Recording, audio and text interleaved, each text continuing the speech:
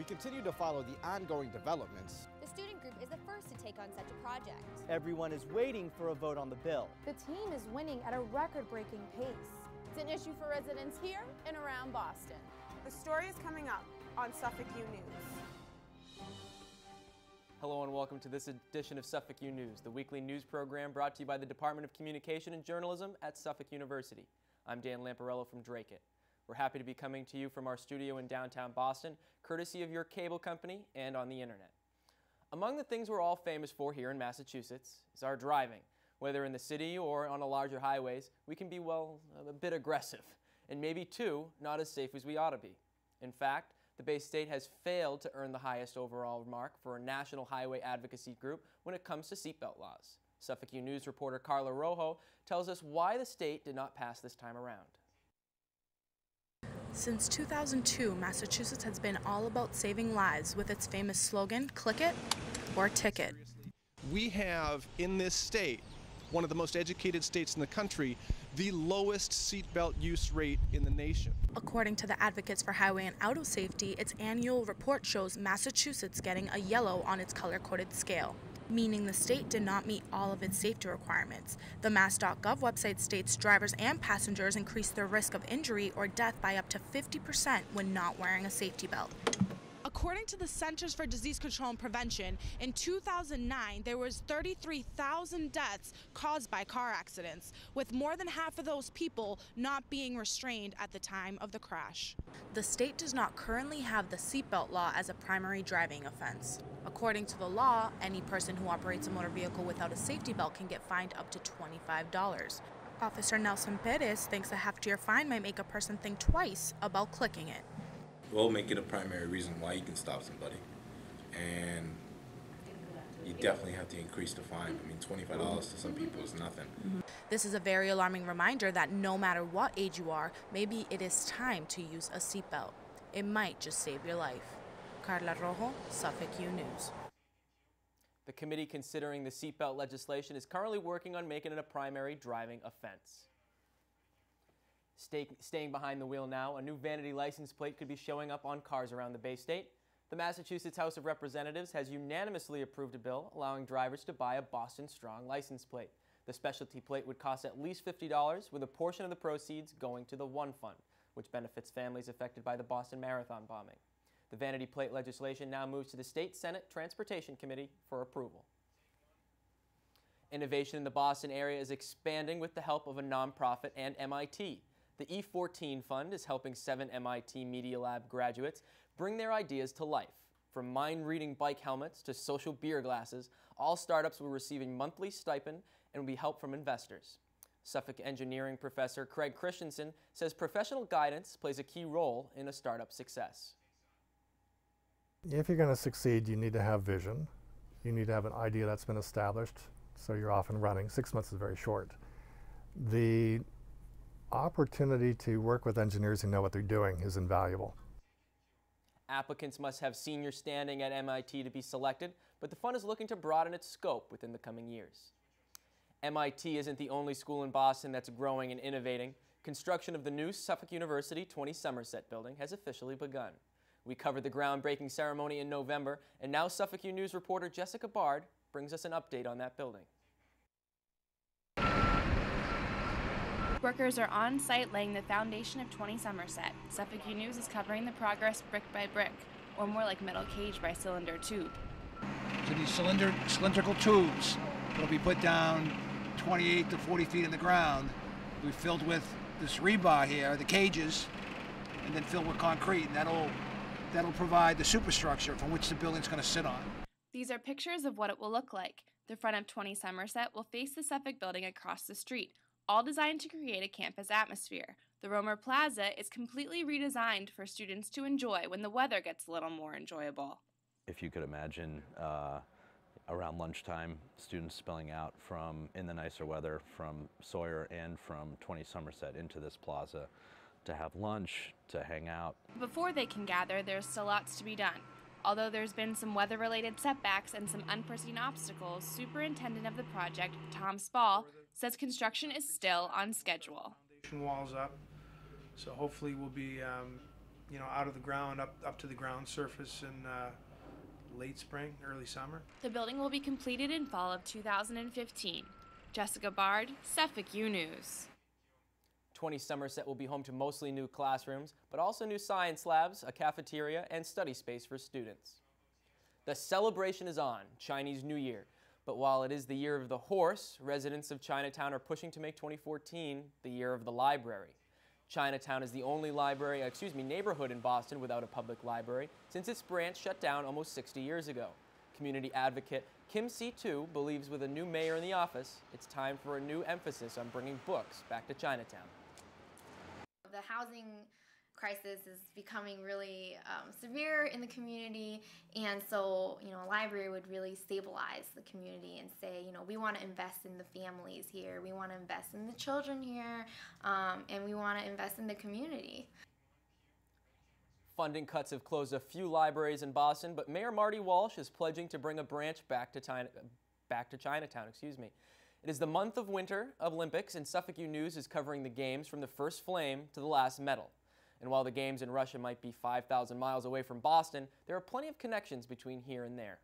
Suffolk U News reporter Diana Novakovic joins us live now here in the studio, tells us a little bit why the Olympics are stirring up so many conversations from Boston and beyond. Dan, there are already a lot of Olympic stories to tell. There are many reasons why this year Winter Olympics in Sochi may be one of the most controversial of all time. But surprisingly, Russian students here at Suffolk University are more concerned with the price of the games than with human rights issues or the terror threats. Suffolk News reporter Dan McCarthy found out why these students are frustrated with how much money the middlemania is costing. $50 billion.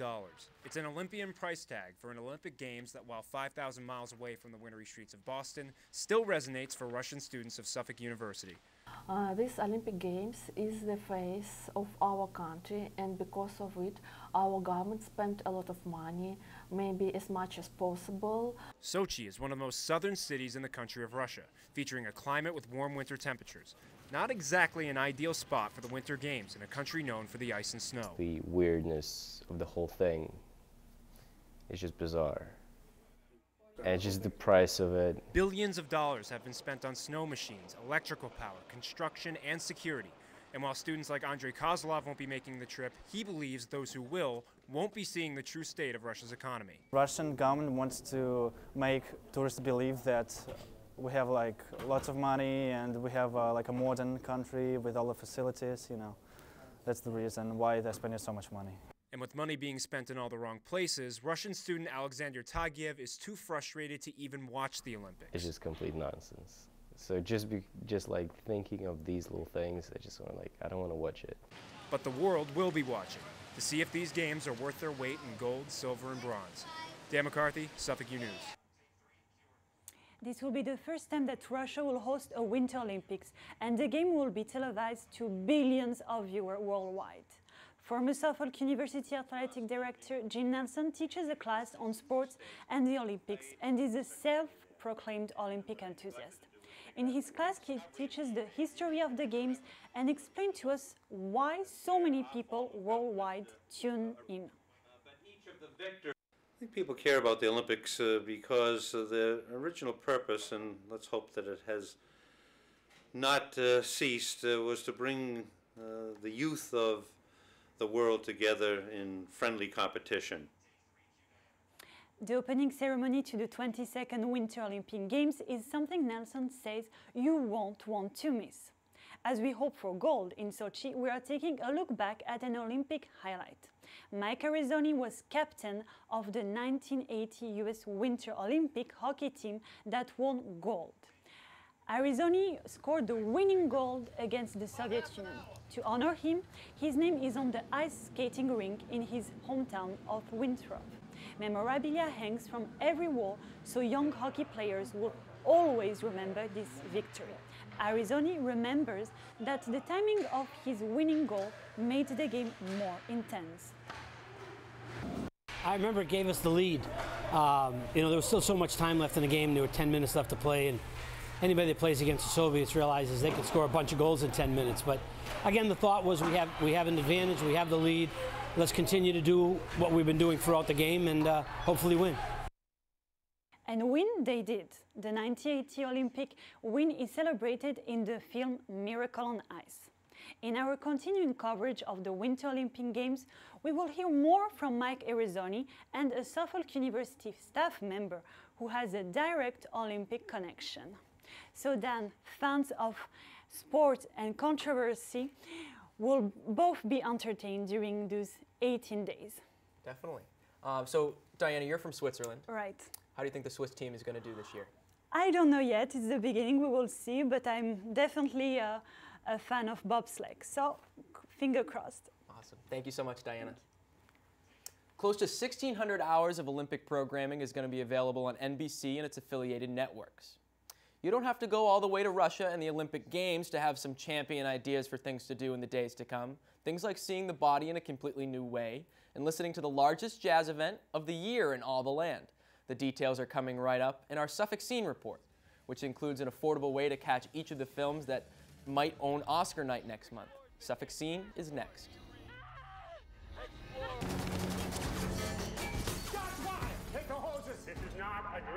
I know what it's like to be the object of Master's lash in his own time.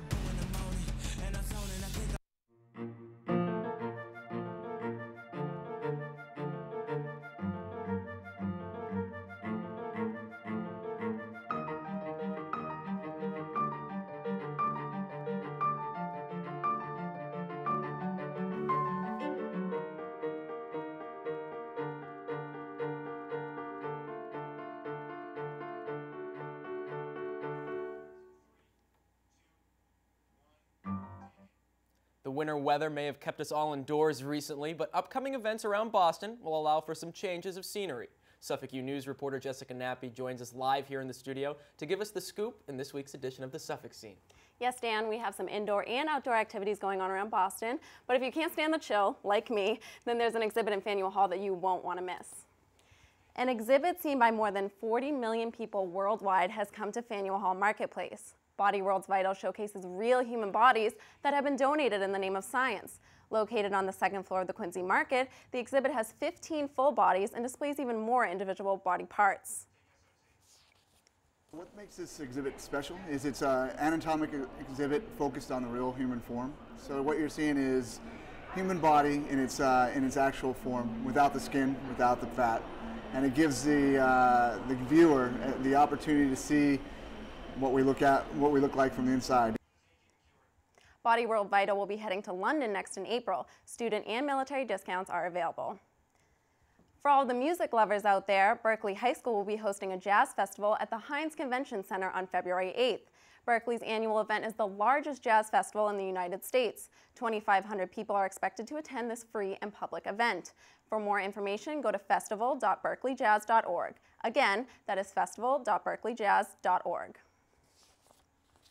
The Golden Globes and SAG Awards may have come and gone, but the most prestigious of award shows is still ahead. The AMC Lowe's Theater in Boston Common is offering a special for those who want to watch all of the Oscar nominees. On Saturday, February 22nd, you can watch The Wolf of Wall Street, Dallas Buyers Clubs, Philomena, and 12 Years a Slave for $30. And 1 week later on March 1st, you can watch the films Her, Captain Phillips, Nebraska, Gravity, and American Hustler for $40. The 86th Annual Academy Awards airs live on Sunday, March 2nd. Dan, I'm excited for all of the movies at the Lowe's and the discounted prices. I'm definitely going to take him up on The Wolf of Wall Street. I hope Leo wins an Oscar. I've been waiting for him. He's so talented. I can't wait for March 1st. I got to go get my tickets and reserve them. Yes, of course. Thank you so much. You're welcome. In other movie news, Suffolk University's own American cinema professor is starting an indie movie, but that's something we'll talk about later. Now, thank you so much for joining us. This has been a great edition of Suffolk U News, which is the weekly newscast brought to you by the Department of Communication and Journalism at Suffolk University. I'm Dan Lamparello. Goodbye.